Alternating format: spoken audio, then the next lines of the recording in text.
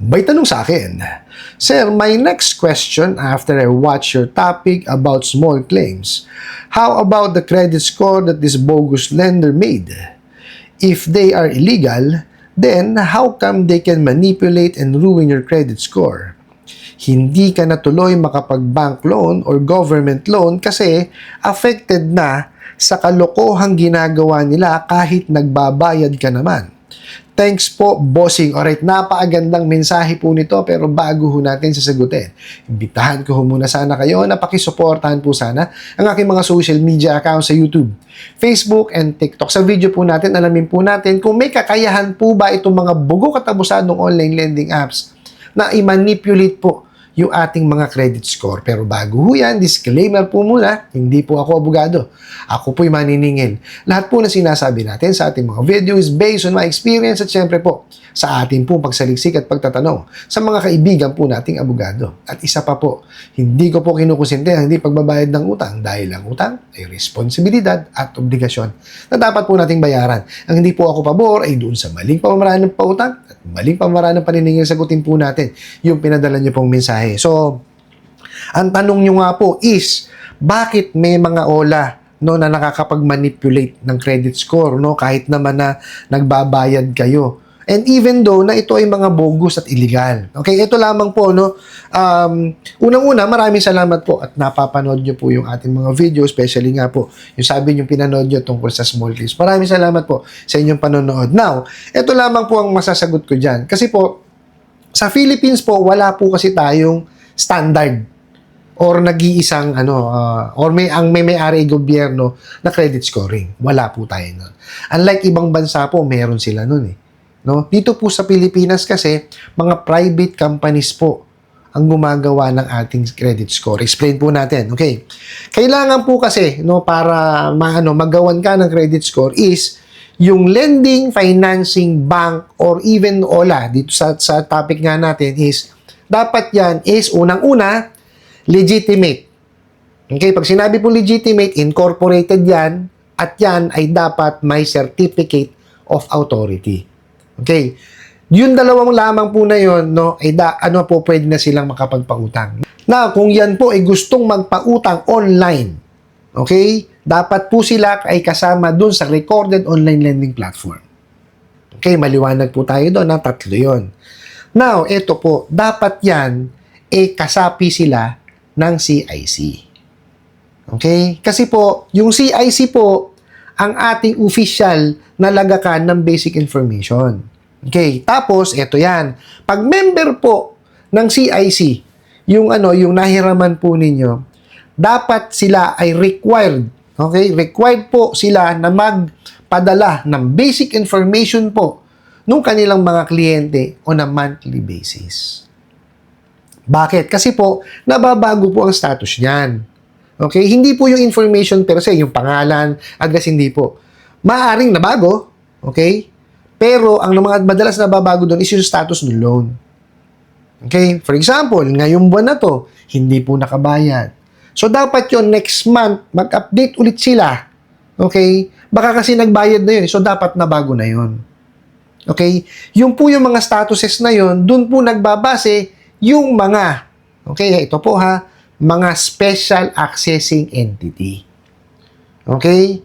May mga private companies po kasi na may special access na sila po ang gumagawa ng credit score po natin. Yun po yung mga ginagawang partners ng mga lending, financing banks, or even mga OLAs na legitimate. Okay po, sila po yung gumagawa ng score.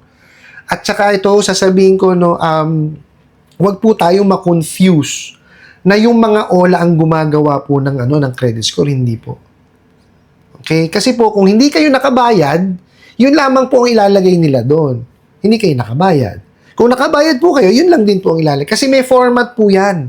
Standard po yung format ng CIC na dapat sundin po ng lahat po ng lending, financing at banks. At may dalawang pong klase yan. Submitting, tsaka po accessing. Yung submitting entities po, they are required on a monthly basis na mag-send po ng base doon sa standard na format. Okay po, hindi po pwedeng i-alter ng kahit anuman pong nagpapautang. Kasi po hindi tatanggapin ng system ng ng CIC. Kaya po nakakapagtaka lang yung inyong tanong is, kahit naman nagbabayad kayo or sabi nyo nga illegal, hindi na kayo makahiram sa bangko tsaka sa mga government. I don't think na ganun po yung scenario. Baka po, no, baka ito, I'm just speculating, no? I'm not saying na totoo. Nag-speculate lang po ako na baka meron ho kayong hindi nabayaran sa bangko, na credit card or loan, baka yun po yung nakaka-apekto. Pero yung sa mga OLA na illegal, wala ho silang access sa CIC. No? Kaya hindi ho sila makakapagbigay ng information na ikasisira ng credit score ninyo. Okay? Yun po yung niya. Kasi po, ang gumagawa po ng credit score, hindi naman po mismo yung lending. Ulitin ko po, hindi po yung lending, financing, bangko, or in our case, yung OLA, ang gumagawa po ng credit score. Okay? Kung ano po yung maging estado natin, yun lamang po yung kanilang isasubmit sa CIC para po yung mga may special access, no, yun po yung kanilang gagawan ng score. Okay po? Sana lang po maliwanag doon kasi marami talaga hong nalilito dyan na akala po nila, pati yung mga illegal at abusadong online lending apps, nakakapag-submit po sa CIC. No. Ang po dyan, ang importante dyan is dapat legitimate sila na lending, okay? Tapos, dapat sila ay member ng CIC. At, syempre, dapat on a monthly basis po sila nagpapadala ng basic information. Hindi po pwedeng one time lang yun. No? Kasi sila, if a flag sila or ipe-penalize po sila ng CIC pag hindi nila sinunod yung tamang patakaran. Kasi may policies and procedure po yan. Okay? Di ba naaalala nyo, ako lagi pagka sinasabi ko na itong mga bugo katabusan ng online lending apps kaya hindi marunong maningil, walang procedure, walang policies and procedure. Kasi importante po yun. Okay? Dapat may gabay yung inyong pagpapautang. Di po ba? Dapat yun, may silang sinusunod. No, for example, hindi sumagot sa tawag ngayon, ano ba 'yung susunod? 'Di ba? O di kaya hindi nakapagbayad, ano ba 'yung susunod? 'Di ba? May procedure na sinusunod po 'yan. Hindi po 'yan bara-bara. Ang mahirap po kasi dito sa mga bugo katabusan ng online lending apps, may pera lang sila. Pero wala silang wala silang alam sa pagpapautang. Wala silang understanding doon. No, 'yun ho ang mahirap. Kaya marami ho ang napapahamak sa ating mga kababayan. No? Kasi, ang tinatarget naman ho talaga nitong mga bugo katabusadong online lending apps is yung mga unbank, yung mga tao na wala savings account. No? Kasi, pag wala ka hong savings account, definitely, hindi ka man offeran ng credit card yan or ng loan. Di po ba? Kasi, you need to start somewhere. No, ang para po kayo mapautang ng bangko, dapat kahit papaano may savings account kayo sa kanila or checking account. Kasi doon makikita nila yung yung kung paano ka ng pera mag-manage ng pera. Di po ba? Doon nag-start 'yun. Ngayon, kung syempre wala kang savings account, hindi ka talaga papahiramin sa bangko. Wala akong ganun kasi wala silang pagbabasihan And yun po yung tinatarget ng mga bugo katabusadong online lending apps. Di po ba? Kaya po ako, kung maaalala nyo, may mga videos po akong ginawang gano'n na kino-convince ko po or sinasabihan ko po yung aking mga manonood na mag-open po ng savings account. No, hindi naman ho ganun kalaki meron ho mga bangko diyan na wala hong maintaining balance. Di magtabi kayo kada sahod 500. Makikita ho ng bangko merong nag-iipon kayo. Talagang ginagawa nyo ng paraan na makapag-ipon kayo. O, di ba? Diyan na ho papasok yung offeran kay credit card, offeran kayo ng personal loan. No? Doon ho nagsisimula yun. Kasi pag hindi ho talaga natin ginawa yun, at talagang pagtutuunan lang natin ng pansin itong mga bugok katabusan ng online lending apps, hindi ho matatapos itong mga bugok na to.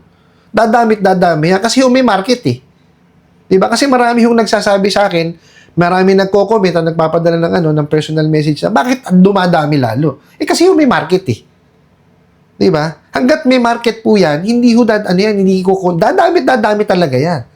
Regardless yan kung illegal or legal. Kaya po ako, lagi kong bilin sa inyo, kung hindi nyo rin lang naman talaga kailangan, huwag kayong manghihiram sa mga yan.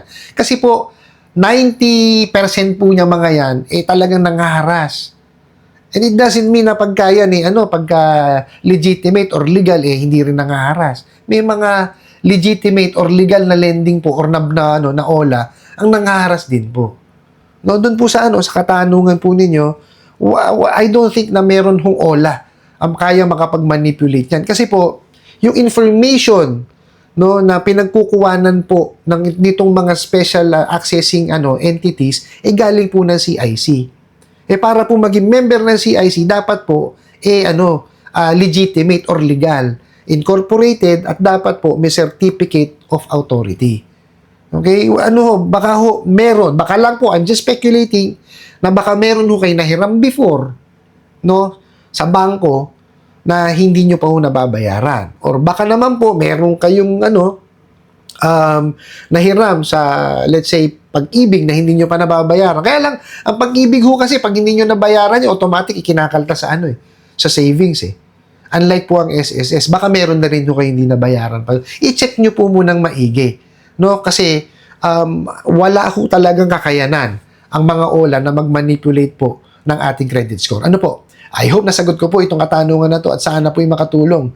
Maraming salamat po sa inyong walang sawang pagsuporta at panonood sa aking mga video. Maraming salamat po sa inyong pag-like, pag-share, pag-comment at pagtatanong. And kunin ko na rin po itong opportunity na to na imbitahan po sana kayo na pakisuportahan po sana ang aking mga social media accounts sa YouTube, Facebook, and TikTok. Hanggang sa muli po. Yun lang.